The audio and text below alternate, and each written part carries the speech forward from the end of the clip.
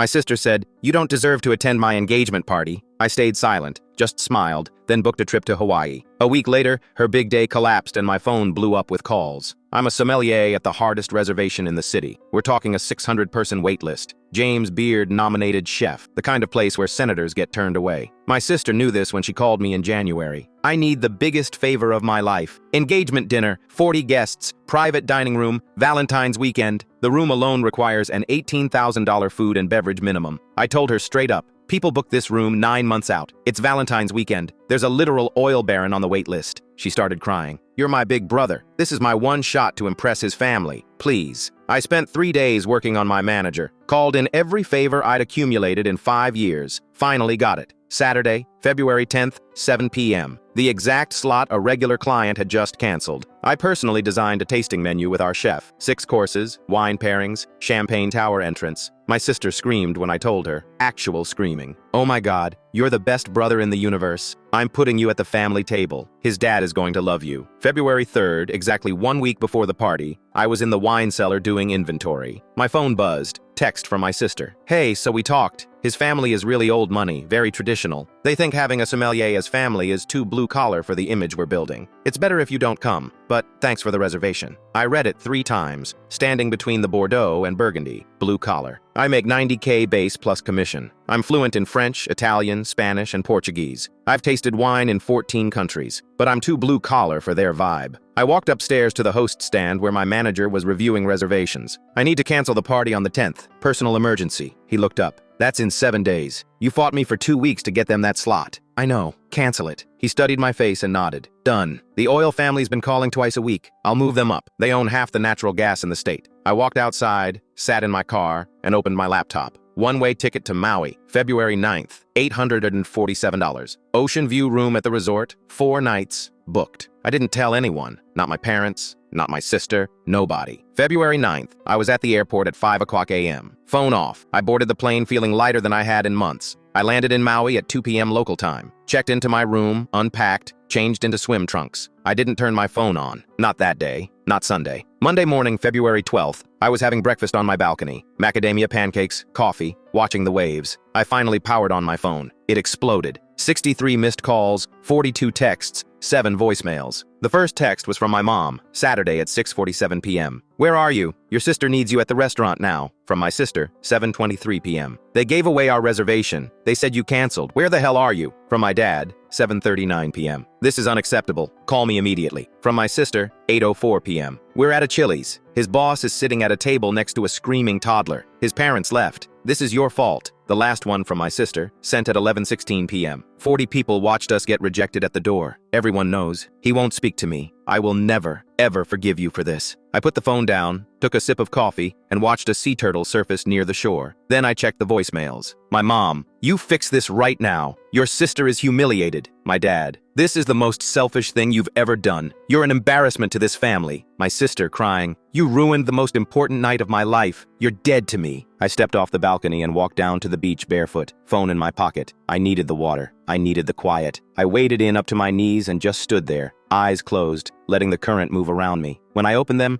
there was a man sitting on the shore maybe 20 feet away, watching the horizon. Something about the posture made me look twice. Then he turned. It was the father, the one my sister said the whole dinner was designed to impress. The man who supposedly thought I was too blue-collar. He was alone, no shoes, looking like someone who hadn't slept. He saw me at the same moment I saw him, and for a long second neither of us moved. Then he stood up and walked toward me with something in his hand. A coffee cup, just a plain hotel coffee cup. He got about 10 feet away and stopped in the shallow water, looking at me like he was trying to figure out if I was real. "You're the brother," he said. Not a question. I nodded. He didn't offer his hand, just stood there, water lapping at his ankles, and then, after a long pause, he walked past me and sat down in the sand a few feet up from the tide line. I stayed in the water for another minute, then walked over and sat down next to him. Not close, just within conversation distance. He didn't say anything for probably 2 full minutes, just stared at the ocean. Finally, he spoke. "I've been here 4 days, he said. Needed distance from my son, from the situation, from all of it. I waited. "You know what I do for work?" he asked. "No idea. Private equity. Due diligence is basically my entire job.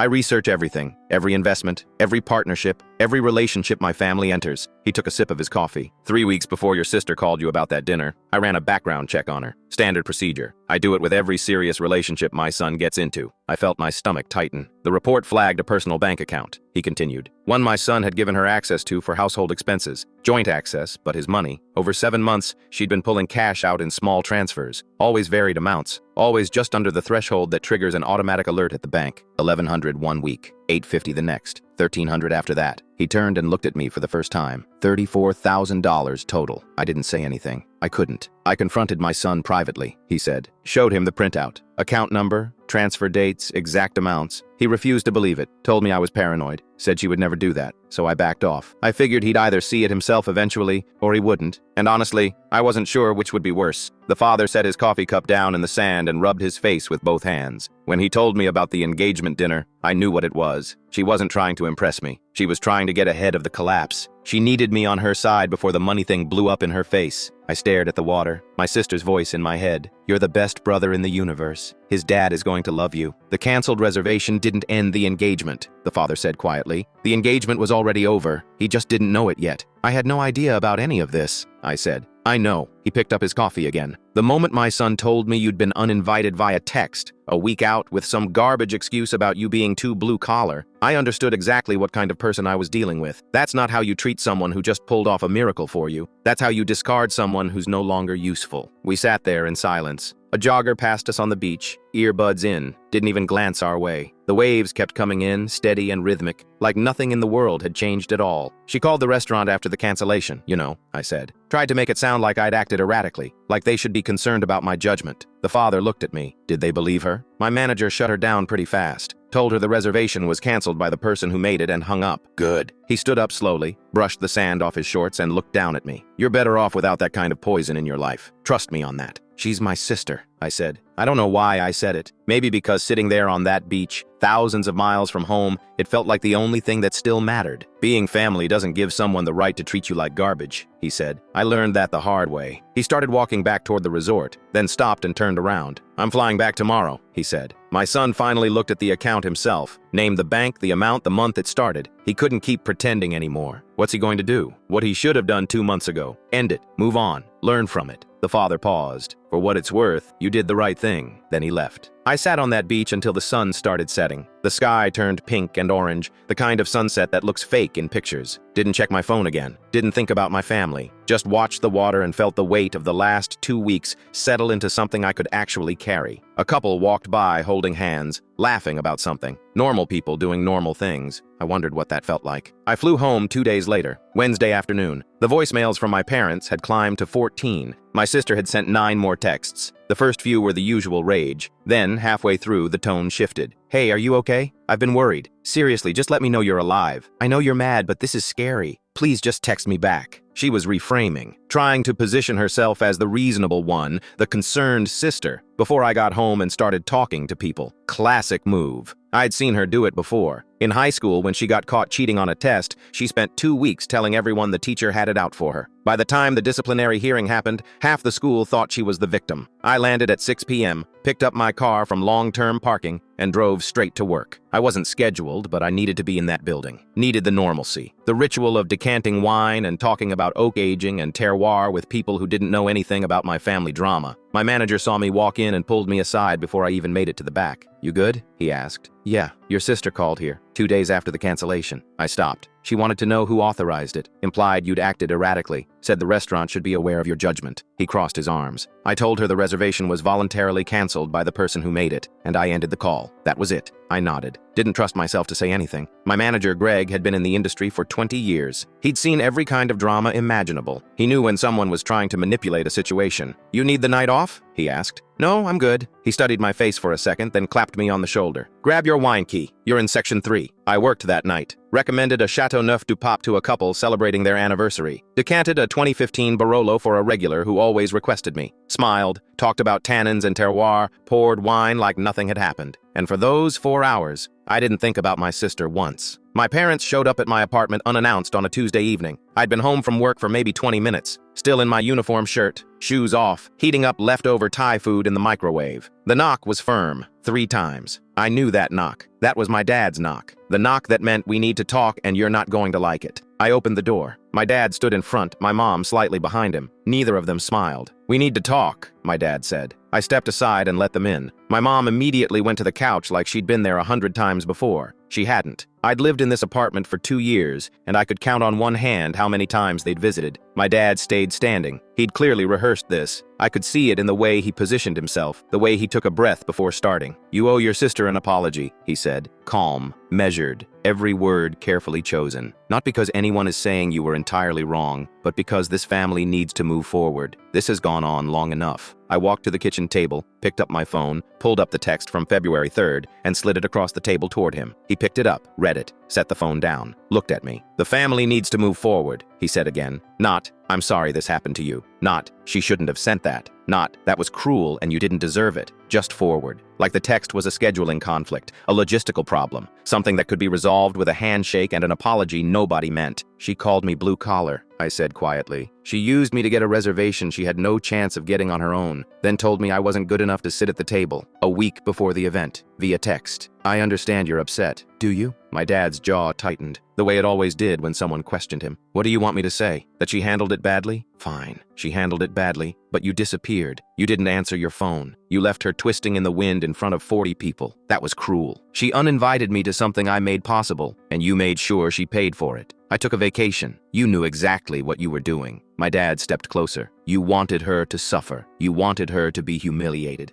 And you got your wish. Are you happy now?" I looked at my mom. She was staring at her hands. "Mom?" She looked up. "We're not here to pick sides, honey. That's not what I asked. Did she show you the text?" "We've seen it," my dad said. And it doesn't change the fact that you handled this in the worst possible way." My dad ran his hand through his hair, a gesture I'd seen 1,000 times growing up. "Look, your sister made a mistake. She admits that, but you escalated it. You turned a private issue into a public humiliation. I canceled a reservation and took a trip to Hawaii. You sabotaged her engagement party. I removed myself from a situation where I wasn't wanted." My dad stepped forward, close enough that I could smell the coffee on his breath. "Enough. This is over. You apologize, she apologizes, and we move on. That's how family works." "Is it?" I asked. "Because from where I'm standing, it looks like family is asking me to apologize for having boundaries." My mom stood up. "Please, both of you. This isn't helping. He's being stubborn," my dad said, not taking his eyes off me. "He's hurt," my mom said quietly. "Can't you see that?" My dad turned to look at her, and for just a second I saw something flicker across his face.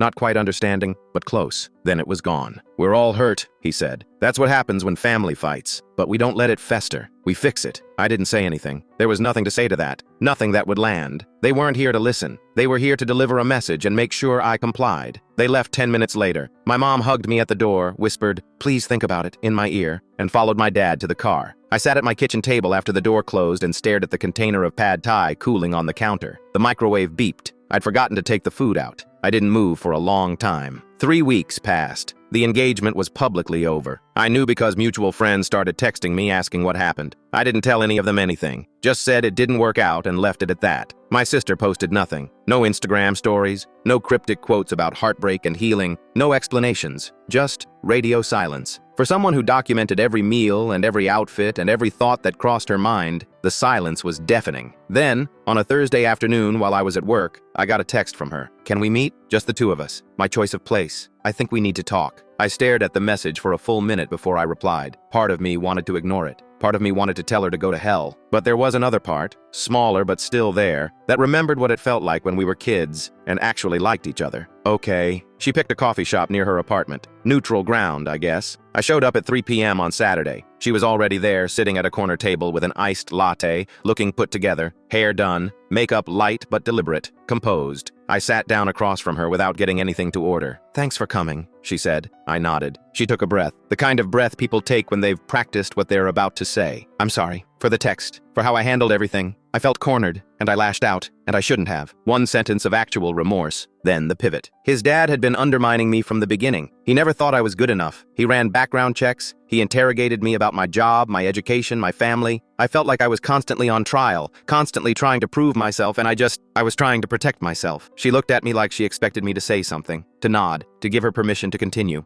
I didn't. I know you've been talking to people, she continued, and I need you to be careful about spreading things you don't fully understand. There it was. A warning dressed as concern. The real reason for this meeting. What people? I asked. It doesn't matter. I'm just saying, there's more to this than you know, and you need to be careful about making me look like the villain when you don't have the full story. I leaned back in my chair, crossed my arms. Tell me about the account. She went completely still, not flustered, not defensive, not surprised, just still. The kind of stillness that only comes when someone has already imagined this exact moment and is deciding which version of themselves to use. I knew that stillness. I'd seen it before. When she was 12 and Mom asked her if she'd taken money from her purse. When she was 16 and Dad asked if she'd been drinking at Katie's party. When she was 20 and her college roommate asked if she'd been using her Netflix account to watch shows with her boyfriend. She'd go quiet, calculate the angles, then choose the lie that had the best chance of working. But this time, I saw something else in her face. For just 1 second, before the mask dropped into place, I saw my actual sister, the one I grew up with, the one who used to steal my fries and laugh at dumb movies with me and fall asleep on my shoulder during long car rides when we were kids. Then she opened her mouth and the doubt was gone. It was money owed to me, she said, steady, confident, the words rehearsed. I gave up career opportunities to support that relationship. I put my life on hold. I moved to be closer to him. I had nothing in writing, and I was protecting myself. $34,000. Her eyes narrowed just slightly. How do you know that number? The father knew before the engagement dinner was ever planned, I said. He ran a background check. It flagged the exact account number, the exact transfer amounts, the exact 7-month window. He had the full printout the week you were begging me to pull in favors. Her face changed. The composure cracked just enough to show what was underneath, panic. He had no right. You were stealing from his son. I was taking what I was owed, without telling him, in amounts specifically designed to avoid triggering alerts. I don't have to justify myself to you. Then why did you want to meet? She stood up. Her chair scraped against the floor. People at nearby tables looked over. You were always jealous of me. You've always resented that I had something good, that someone actually wanted me and you couldn't stand it. That's what this is about. You sabotaged the reservation to humiliate me because you're small and petty and you hate seeing me happy. I stood up too, kept my voice level. The reservation was canceled because you uninvited me via text after I spent 3 days fighting for you. That's it. That's the whole story. You're pathetic, she said. Her voice was rising now. The girl at the register was actively staring. You've turned this whole thing into some personal vendetta, and you know what? It's sad. You're sad. You're a wine waiter who thinks he's better than everyone else, and you're not. You're just bitter. I walked toward the door. She followed me. Don't you walk away from me. I pushed the door open and stepped onto the sidewalk. She came out after me. I'm talking to you. I stopped, turned around, looked at her, really looked at her, and I realized I didn't recognize the person standing in front of me. Maybe I never really had. The father was in Maui because his son finally looked at the transfers himself, I said quietly. He named the bank. He named the amount. He named the month it started. She stopped moving. Her face went pale. He knew, I said, and he couldn't keep pretending anymore. I turned and walked to my car. She didn't follow me this time. When I pulled out of the parking lot, she was still standing on the sidewalk, arms crossed, staring at nothing. I drove home,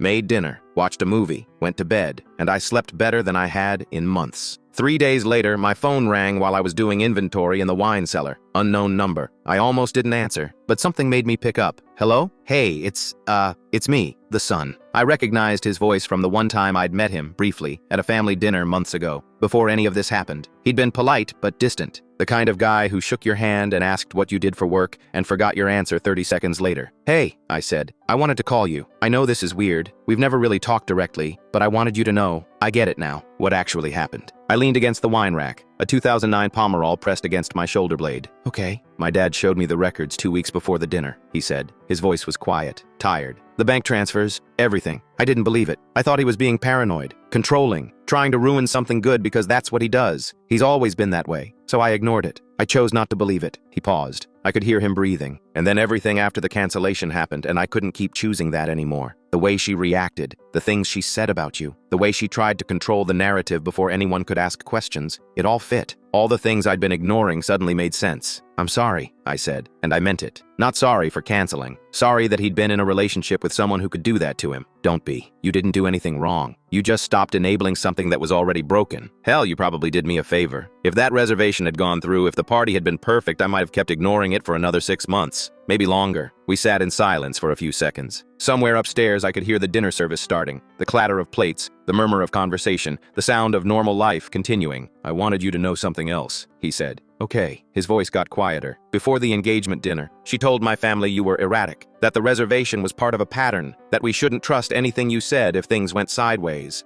I felt my chest tighten. What? She spent weeks building a version of you in their heads. Unstable, jealous, unreliable. She told my mom you'd always been competitive with her. Told my dad you had a history of sabotaging her relationships. None of it was true, obviously, but she planted the seeds early. So when the reservation got canceled, they already had a framework for understanding it. The erratic brother strikes again. He said it so quietly, almost like an afterthought, like he was mentioning that it might rain later. She did that to people you'd never even met, he continued, before you'd done a single thing wrong. She built an entire narrative just in case she needed it. The line went quiet. I didn't know what to say. What do you say to that? Anyway, he said, I just thought you should know. Take care of yourself. Then he hung up. I stood in the wine cellar, phone still in my hand, staring at rows and rows of bottles, thousands of dollars worth of wine, each one carefully selected, properly stored, waiting for the right moment. And I realized something. She hadn't just uninvited me to protect herself. She'd erased me before I even had a chance to show up. Thanks for watching till the end. Make sure to like and subscribe to not miss the next story.